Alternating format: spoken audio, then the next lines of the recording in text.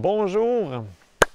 Très belle journée aujourd'hui, il pleut, donc quoi de mieux pour faire une série de vidéos sur l'autonomie en eau de pluie.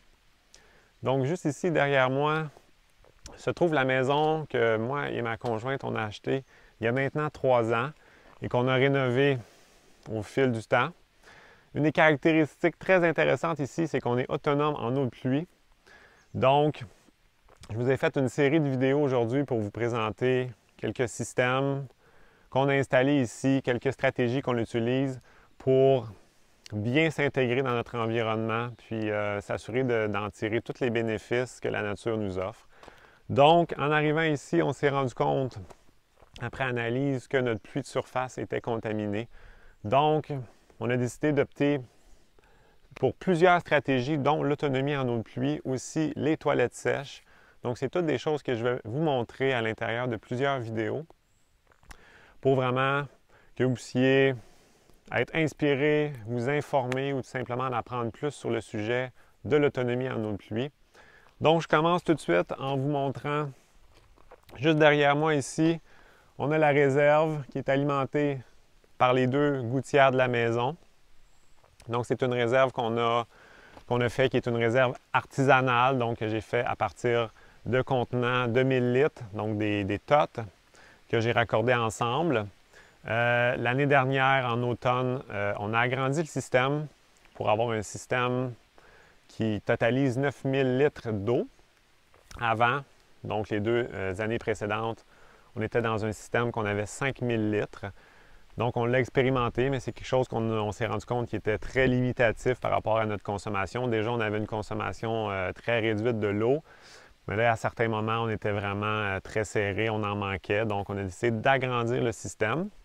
À la suite de la vidéo, je vais mettre plusieurs photos pour que vous puissiez bien voir les étapes de la conception et aussi la modélisation de la maison, où est-ce qu'on peut vraiment très bien voir le système de la façon que c'est branché, les TOT sont disposés comment. Donc, on les a enfouis pour premièrement prémunir du gel. Aussi, s'assurer que les réserves d'eau soient à l'abri du soleil pour faire certain qu'il n'y ait pas un développement incontrôlable de vie à l'intérieur des réserves. Puis ça nous permet aussi d'avoir une température stable à l'intérieur de la réserve pour qu'on puisse entreposer l'eau, la garder le plus propre possible avant de l'entrer dans la maison, puis par la suite de la filtrer. Donc, c'est toutes des étapes que je vais vous montrer au fil des vidéos. Donc, ici, on voit comment on peut accumuler l'eau. Vous n'êtes pas nécessairement obligé d'utiliser un système artisanal, vous pouvez utiliser un système professionnel avec 1 ou 2, 3 réserves, soit en béton, soit en plastique. Nous, on est allé pour cette stratégie-là, étant donné que je voulais beaucoup apprendre sur le sujet. Donc, le fait d'innover, ça permet vraiment d'en apprendre beaucoup sur le sujet. Puis aussi, au niveau monétaire, ça nous permettait d'avoir un plus petit budget pour cette partie-là, étant donné qu'on a rénové l'ensemble de la maison, puis aussi aménager et revitaliser le terrain aussi. Donc, je vais vous montrer comment on fait pour recueillir l'eau dans différentes techniques. Ensuite, comment on la filtre à l'intérieur.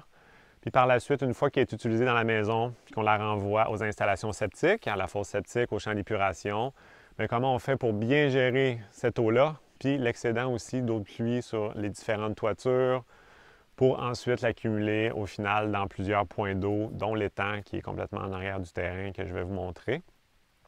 Et aussi le volet de toilettes sèches qui permet évidemment d'économiser beaucoup à la consommation, donc près du tiers de notre consommation d'eau dans une maison, c'est par rapport aux toilettes. Nous, étant donné qu'on utilise très peu l'eau, ou en tout cas on l'utilise de façon consciente, ça peut représenter près de la moitié là, de la consommation d'eau à l'intérieur d'une maison qui se veut au fond en simplicité volontaire. Donc, les toilettes sèches nous permettent de venir créer du sol aussi par le fait même. Donc, on réutilise l'eau de pluie pour notre usage. L'eau qui est disponible, on la rend à l'écosystème de façon purifiée grâce à l'installation septique.